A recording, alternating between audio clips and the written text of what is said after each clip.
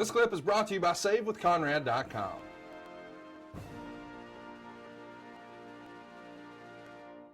When you win that title, did you ever think you'd be taking on John Cena eventually? Well, so I took that title. It was 12 o'clock at night on the East Coast. It was the special. What was that? The network special. So Yes. whatever we filmed, Raw finished, and then staying for one more, guys. Oh, everybody just like, oh my gosh, seriously, right. One more fans match? Were tired, right? Fans were so tired, but I wasn't, because I wanted to get my time. And Sheamus had a match earlier with Tyson Kidd that he lost. But did I ever feel like I was going to wrestle John Cena? I don't think I did, because plans changed again. Thank you, Jesus. And thank you, Jesus, not for a wrong reason. I think the original plan was me to face John at SummerSlam. But then I think Brian Danielson got hurt when that concussion happened. So that shifted everything around. And we ended up being slotted instead of SummerSlam back to Mania, further to Mania, which extended my push, which I thought it'd make it way better, because if I would have lost to John at SummerSlam, I mean, that character goes nowhere. Not like he did. I mean, yes, he did, but it was going to be way shorter of a push. Did I think about it? No. Was I happy that I did? You're absolutely right. Well, working with John is one of the biggest thrills in my career, and it had to be one of yours. When he put you over and to build the WrestleMania. Yeah. Explain what John meant to your career and how you got better after working with him. Oh, man, John is the best. John is absolutely the best. I learned so much from him, even to this day. Once again, like, he's such a teacher. He's so good. And he's one of these guys, again, what's your four best moves? That's what I learned from him, that I utilize this to this day. What's your four best moves? He asks you that, not because he just wants to put you to highlight you in the best spots, in the best lighting. So he's just trying to understand in his head where he's going to put these four best moves. I learned that. I learned psychology of a match a lot more. I learned how to control a match, because, beating up John for 10 minutes, 15 minutes a night, the whole time, what he's doing is he's doing this. And all I'm doing is I'm just listening. And then after the match, he's telling me why we did this. Okay, you hear about the crowd was here. We're trying to get it there. That's why we did this.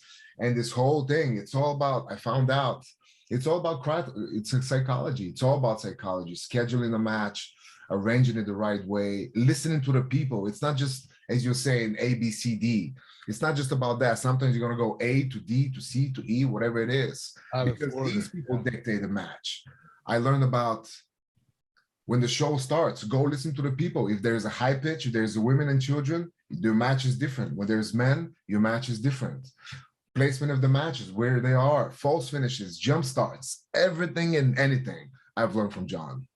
And I cannot be thankful enough to him for everything he has taught me and keeps teaching me. Wow. Let's talk about it. The big entrance at WrestleMania in San Francisco, the giant tank.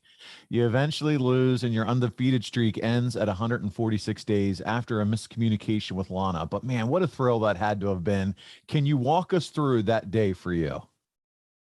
So we lost, first of all, let me go back. We lost one time against Jack Swagger by accident with a flagpole when I stabbed him. And it was a big, not a commotion, but Vince told Road Dogg that he killed my push because of it, which was not even true. But what in Vince's mind, he wanted to keep me undefeated for a whole year. But at this one point, we got DQ'd, so we had to change the narrative. But I was still undefeated, not pinned or submitted. That's what it was, I think. But it was great, man. It was a great. I remember going into that stadium, even the day before, we were trying to see the entrance and the tank and everything. It was just such a surreal moment, because not like they told us we're gonna have a tank and an army. Me and CJ, my wife Lana, we kind of manifested that. We wrote it in books. We were talking amongst each other, like, what if we have this and this and this and this? And all of a sudden we show up and we have it all. We have the army, the guns, the tanks, everything, man. It was such a surreal moment. And I remember we were talking about this match with John. John wanted Brody there, late great Brody Lee. What's his name? He was leaving Luke my Harper. mind. Luke Harper, that's it. Luke Harper, you know, John wanted him to kind of help with the match and be there. Arn was there. We talked about the match, whatever we wanted to do. And then it was time, man. I had to go a little bit early because I had to make my way to the tank, and CJ had to go all the way on top, you know, to the ramp. I gave her my title because she looked so beautiful. It looked way more presenting, which boss hated it after. Why she carried the thing. But it didn't matter. So I was in the tank. The cue was what was it? They were going to move the tank, then the music was going to hit or something like that, but they messed it up. First something happened, then it was like, no, don't move the tank. The music is not on. The music is not on. But nobody can hear me. Nobody did. So they take off, and I look cool. Got up, waved the flag, try not to step on anything. It's going to burn my feet because I'm barefooted. But it was such a great moment. I stood on top of that tank, and, you know, usually I'm in a hurry to go and fight. But this is the one time that I just stood out there, just looked at the people and just wanted to soak it all in. Huh? Yeah. Because, I mean, how many times you're going to be on a tank in front of 75,000 people? I took it all in. I went in. We had a good match, I thought. It was... John is John, you know. John wants to do what John wants to do. It's not like I didn't do anything I wanted to do. I wanted to do a lot more crazier stuff, a lot more stuff, because it's my first WrestleMania. But John is always like, you know, greatest hits of Motley Crue, whatever he's saying. He just wants to have a good match. He pulled out this new stunner move, which was fantastic. We had a good match. In the end, Lana took a huge bump that nobody has seen before. And I got to lose for the first time. And I just stood there, looked up. People were loving it. And I just remember looking at my mom and dad in the first row. And that was the first time they came to America to watch me. It was a great moment, great business. I've never lost before, but I loved it. I thought I was looking forward for the next day, to be honest. Is that the first time your parents saw you wrestle in person? That's the first time in America they came in. Now they're WrestleMania. They're in the front row. It was a very, very special moment. So they came to see you lose. They came to see me lose, yeah. I get it. It's a wrestling podcast, but he's saving us money on our mortgage. Do you really trust this process? The reviews don't lie. 5-star review after 5-star review. We make it fast, we make it easy, and it's no cost or obligation. Give us a shot to earn your business. I'm telling you, you'll be glad you did, especially if you like keeping more of your own money. You don't need perfect credit or money out of your pocket, so what are you waiting for? Hurry to savewithconrad.com. Well, listen, you lost 3 months in a row to John. Yeah. Do you think that killed your heat? Yeah, I didn't think it was the right thing to do, of course. And I agree. And that's what I've improved now in AEW. After I lost to Savvy, I think my character just got stronger after that. Because I was a TNT champion, now he takes it away. But now you can still keep that heat by character developmental, which I thought then they gave me a character developmental, but in a deteriorating road kind of way. Like we put all the heat on Lana. I started blaming her, which is still good heat. But I think that all these unnecessary losses after that didn't prove anything. Like it didn't prove John to be bigger star or me to be something else. I just think it was a fun TV, and don't get me wrong. Like I love the chain match. It was great. And the last man standing match or whatever it was great.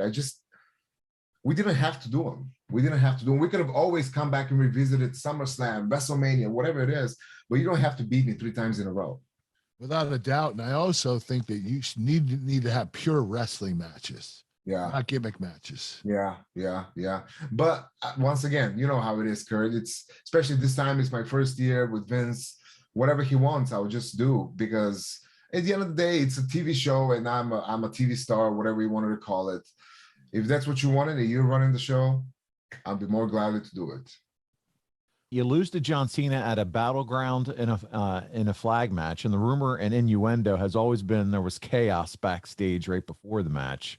What do you remember of that? Do you remember anything like that? That being the situation? Yeah. There was a little bit any kind of controversy backstage before that battleground match with me and him. Just behind the scenes, anything with creative or Vince or Triple H, anything going on behind the scenes in that match? Now that I remember, I think I just came off an injury. I had a shoulder surgery. I went to Vince and said, hey, what are we doing for Mania? Said not. I think that was the case. So I took the shoulder surgery, and then they wanted me to come back. And I feel like people wanted me to come back, and people were excited for me to come back. And then I went to TV, and they told me, "Oh, we had the whole Shane McMahon thing, blah blah blah." But it was not. It was just a work thing. It was nothing serious. Okay. And then I went to TV, and Vince told me that he wants me with a flag and a flag match against John Cena in 4th of July. Like, how the freak does that make sense? I thought we're moving on to a new chapter, and now you want me to go back all the way back again. Like, what is the point? And just to come back on a debut that I've been gone for 3 or 4 months just to lose. And I understand it's John Cena and all that, but why? Once again, why? They should have had other plans for you, Miro. Yeah, but once again, there was no plan. You came back, yes. Would you be that candid with Vince, though, Miro? Would you sit there and say why to him? I did say why.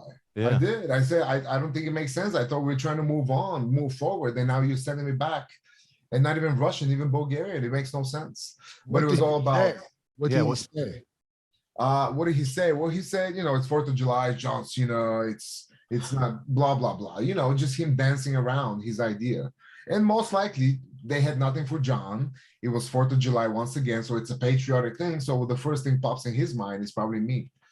And but once again, I just think the timing was wrong. I don't have any problem losing to John, but let's come back, get some steam, get something, and then make me lose. But you come back in the first match, you make me lose, then what is the point? Makes no sense. But then he led to something. He led that. I think then he's starting to like Rusev Day and all that. So, well, you end up. Hey, it's Conrad Thompson. Thanks for checking out the podcast here on YouTube. Be sure to hit the subscribe button and the notifications bell so you get a notice anytime we upload some new content. And go save yourself some money right now. If you're in a 30-year loan or you have credit card debt, it's not a matter of if I can save you money. It's a matter of how much. Find out right now for free at SaveWithConrad.com.